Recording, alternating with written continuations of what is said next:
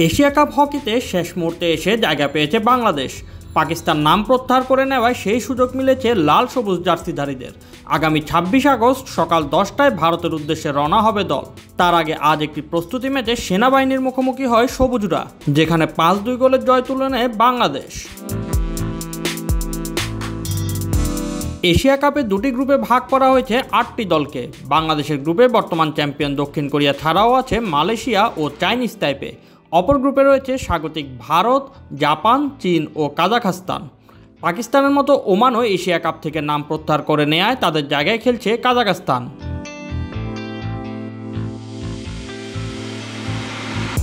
যে সুযোগ হঠাৎই বাংলাদেশ দলের হাতে এসেছে তা কাজে লাগাতে চায় দলের অন্যতম গোল স্কোরার ও penalty corner specialist Sohanur Rahman Sabuj. সেরা ৬কে টার্গেট করে বিশ্বকাপে জায়গা করে নেওয়া স্বপ্নও দেখছেন তিনি।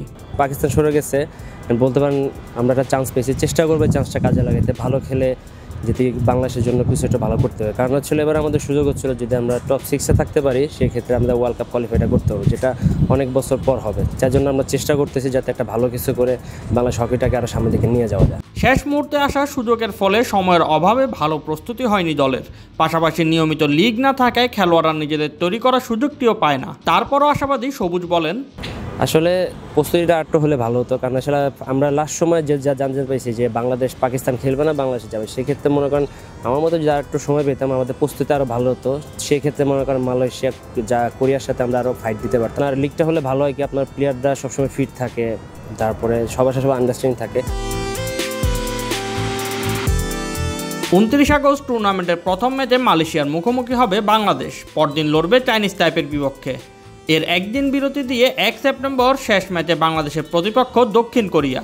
ভারতের বিহার প্রদেশের রাজগীর শহরে এশিয়া কাপের চ্যাম্পিয়ন দল সরাসরি জায়গা করে নেবে আগামী বছর নেদারল্যান্ড বেলজিয়ামে অনুষ্ঠিত বিশ্বকাপে। এছাড়া অন্য সেরা 5টি দল সুযোগ পাবে বিশ্বকাপ বাছাই খেলার। 10 দিনের এই টুর্নামেন্টের ফাইনাল হবে 7 September. Shoaib Shams, BD sports time.